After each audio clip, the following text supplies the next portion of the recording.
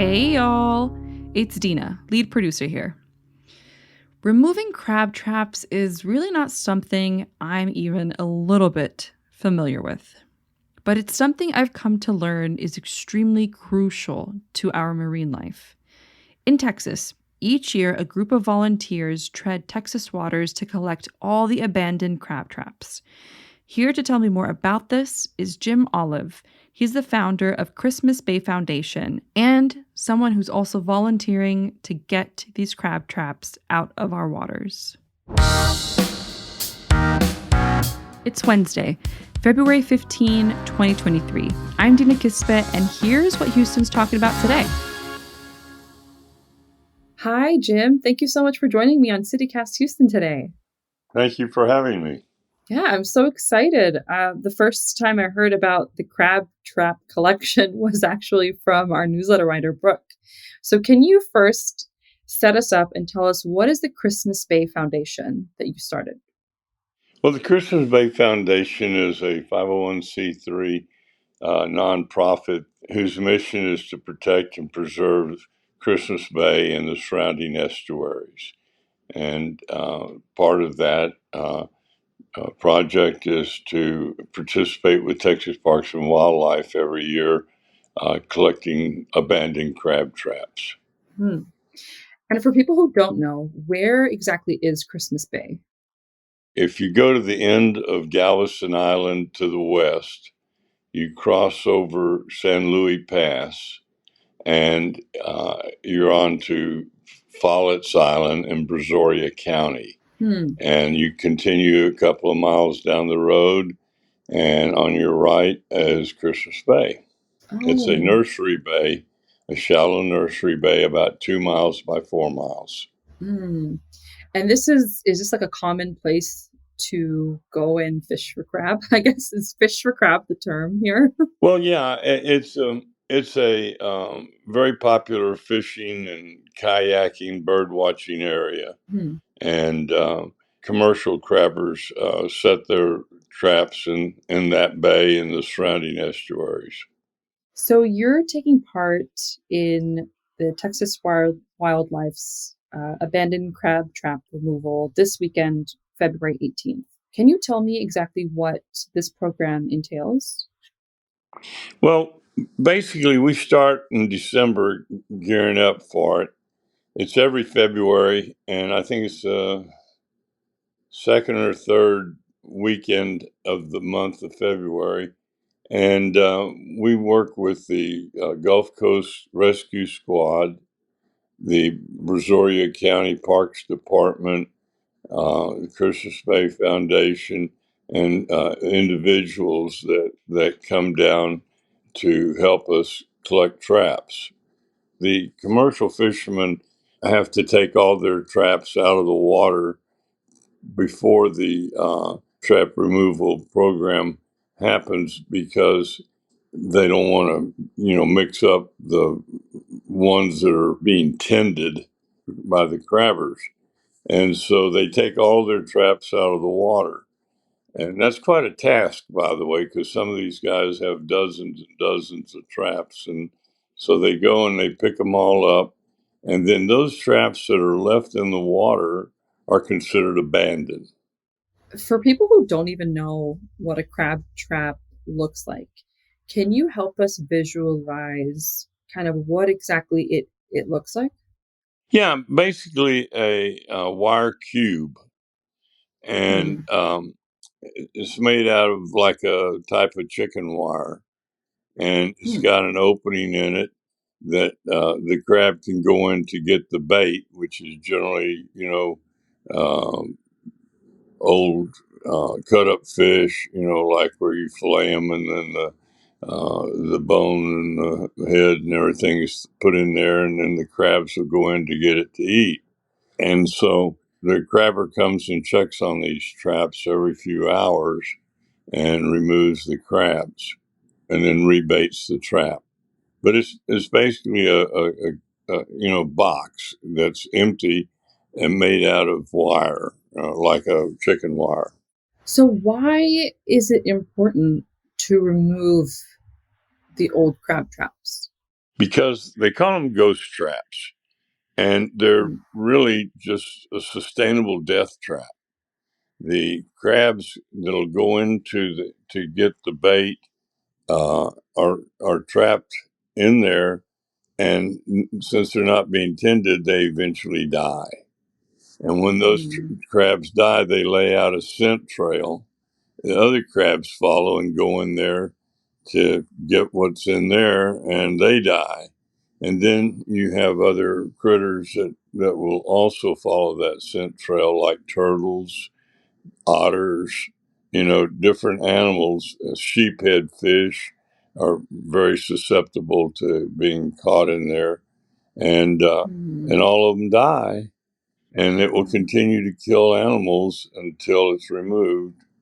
That's why we specifically target them. How many would you say have you removed, like in one volunteer session, in one weekend? Well, the first one we did back in 2004, we filled up an entire 40-foot dumpster, Whoa. and we stomp them and flatten them out. And so when we flatten them out, the size is smaller and we can put more in. And so you can imagine how many there were. I don't think we counted them, but it was hundreds, obviously. And since then, we've also expanded the area that we remove traps in, because we've gotten better support. We have more boats. We have airboats from the rescue squad that allow us to get into shallower water and retrieve these traps. Where, generally, you're going to have to wade to get them, and so you get as close to the shore as you can, and then get out and wade over and pick them up. And we still do that because not all of our boats are airboats. We generally have 3 airboats out there from the rescue squad, and so the traps, basically what happens with these traps is that the crabber has a set line, and somebody may be out boating at night, or they don't see there's a buoy that's tethered to the trap to give the crabber a visual where it is. And sometimes people hit that tether, the rope between the buoy and the trap, and drag it with their motor, and it gets caught Mm. up in their prop and causes all sorts of vexations for the boater.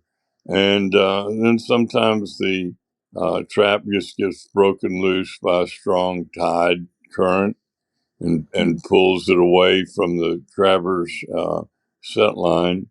And so they just wander off, and the crabber can't, locate it. He's, running his traps, and he may not notice that it's missing. And so when they remove all their traps, that trap that wandered off is one we're looking for. Why is it important for you to take part in this? Like, why did you get started?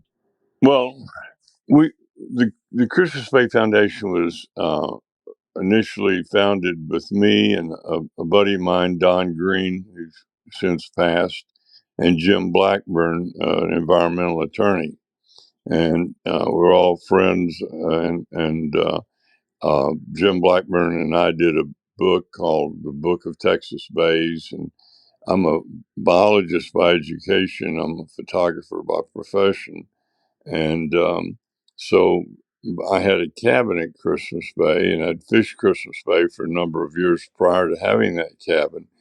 And Christmas Bay's water is the most pristine water in the upper Texas coast, or so I'm told by the agencies. And we'd like to keep it that way. And we have one of the last remaining seagrass beds in the upper Texas coast. Most of the seagrass beds were killed off by pollution. And so they would take samples of our grass to start new beds in the bays as pollution was dampened down. And so we've tried to protect our bay. It's a great fishing and great habitat for wildlife. And as I said earlier, it's a nursery bay, which is where The speckled trout, redfish, flounder, and sheephead and so forth have their young. And seagrass beds allow these juvenile fish to hide from predators. And so it's helped keep our population stable. We also have a lot of oyster beds in that area. And now that oyster collecting is banned in our bay, it's a Texas coastal preserve. And so we we want it to be as natural and sustainable as possible for our wildlife. How can people get involved for people who want to take part in this? Show up at 8 a.m. this coming Saturday at Seidler's Ramp, named after James Seidler, who was a longtime cabin owner at Christmas Bay. Excellent. I definitely learned something new from you, Jim. Thank you so much for coming on our show today. Sure. That was Jim Olive from the Christmas Bay Foundation. We'll have more about the crab trap removal in our show notes. All right, I'm going to stay with y'all a little bit longer to catch you up on what else is happening around town. We talked a lot on our show about where our city ranks for certain things, be it from quality life to pollution. Now we're going to talk about where we rank for running. And unfortunately, some bad news. We are number 4 in the worst city to go running in. Sorry to all our athletes and our running enthusiasts. Now, this was established by a recent survey by Eris. They spoke to 1,000 people and they asked them to consider different factors, things like safety and air pollution. And we took the cake in spot number 4 as worst city. I guess on the flip side, San Antonio and Fort Worth are in the top 10. Granted, we made it above them, but still, oof, this one hurt. That's all on CityCast Houston today, folks. Thank you for tuning in. Be sure to tell your neighbor about CityCast Houston. That's your challenge for this week. Go out and do it. Bye.